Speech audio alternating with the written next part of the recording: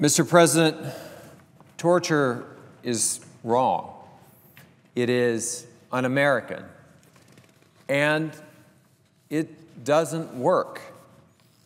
And recognizing these important realities, the President signed an executive order in January of 2009 that limited interrogations by any American personnel to the guidelines that are in the Army Field Manual.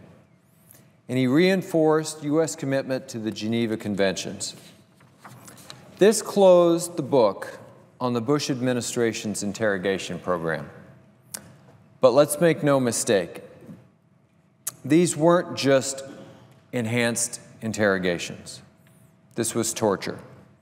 I would challenge anyone to read this report and not be truly disturbed by some of these techniques.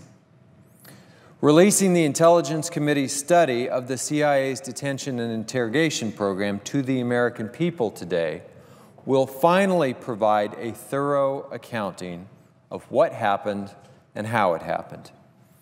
In addition, like my colleague and friend from Maine who spoke before me, I hope that this process helps to ensure that it never, ever happens again.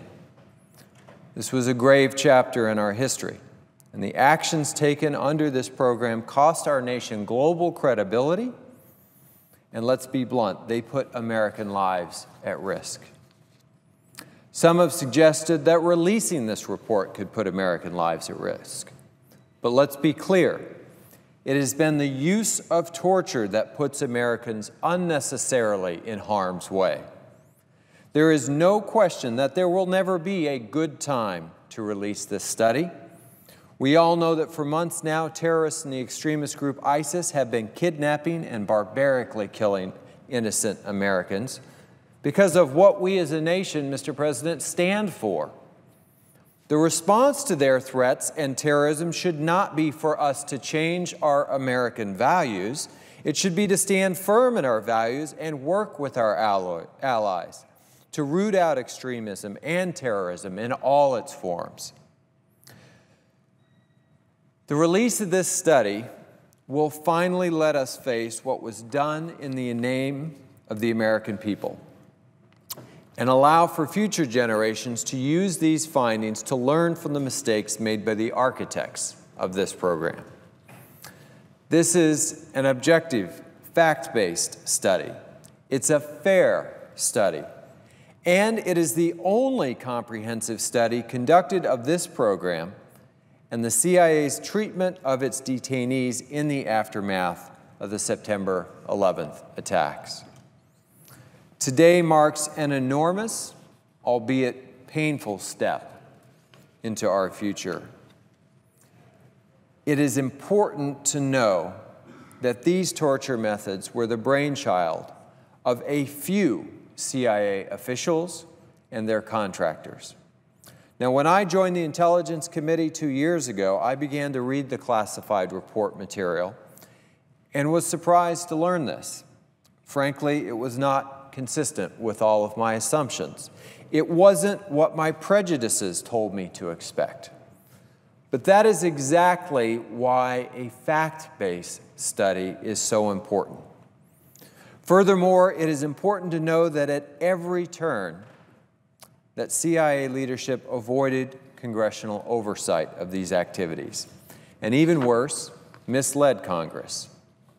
That leadership deliberately kept the vast majority of the Senate and House Intelligence Committees in the dark on the interrogation techniques until the day the President revealed the detention and interrogation program to the rest of the world in 2006, 4 years after it began.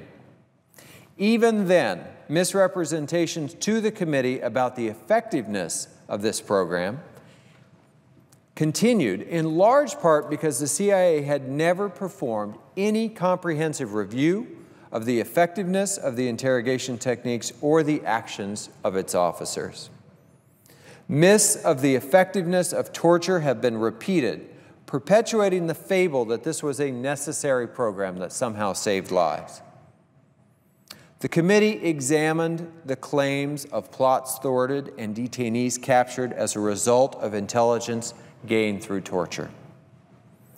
In each and every case, the committee found that the intelligence was already available from other sources or provided by the detainees themselves before they were tortured. However, we need to stop treating the issue of torture as one worthy of debate over its practical merits. This is about torture being immoral, being un-American, reducing a human being to a state of despair through systemic subjugation and pain and humiliation is unquestionably immoral. It should never happen again with the blessing of the government of the United States of America. And as my colleague who spoke before me, Senator Angus King of Maine, said in an interview this morning so well, this is not America, this is not who we are. I think that sums up how I view the revelations in that report. The information in the study released today to the public will finally pull back the curtain on the terrible judgment that went into creating and implementing this interrogation program. The decision to use these techniques and the defense of the program were the work of a relatively small number of people at the CIA. This study is in no way a condemnation of the thousands of patriotic men and women at this great agency who work tirelessly every day to protect and defend our nation from very real and imminent threats using lawful measures, using effective measures. And in fact, the insistence that so many intelligence successes were the result of enhanced interrogations negates and marginalizes the effective work done by hundreds of other CIA officers not involved in these activities. What this study does is to show that multiple levels of government were misled about the effectiveness of these techniques. And if secret government agencies want to operate in a democracy, there must be trust and transparency with those who are tasked with the oversight of those agencies. As the committee carries out future oversight, we will benefit from the lessons in this study. And I hope we never let the challenges of our difficult times used as an excuse to frustrate and defer oversight the way it was in the early years covered by this report. Although President Obama ended the program by signing that executive order in 2009, any future president could reverse that order. And it is worth remembering that years before this detention and interrogation program even began, the CIA had sworn off the harsh interrogations of its past. But in the wake of the terrorist attacks against the United States, it repeated those mistakes by once again engaging in brutal interrogations that undermined our nation's credibility on the issue of human rights, produced information of dubious value, and wasted millions and millions of taxpayer dollars. The public interest in this issue too often has centered on the personalities involved and the political battle waged in the release of this study. But those stories are reductive, and I hope that they'll soon be forgotten. Because the story of what happened in this detention and interrogation program, how it happened, is too important and needs to be fully understood so that future generations will not make the same mistakes that our country made out of fear.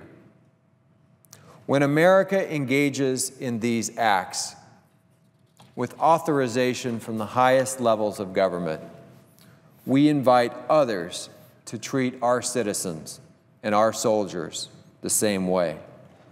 This study should serve as a warning to those who would make similar choices in the future, or argue about the efficacy of these techniques.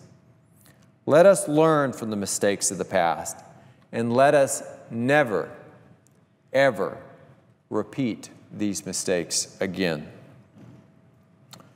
Mr. President, before I close, I just want to say how important it is, I think, to acknowledge that the Intelligence Committee's study of the CIA's detention and interrogation program represents many, many years of hard work by members and staff who faced incredible obstacles in completing their work.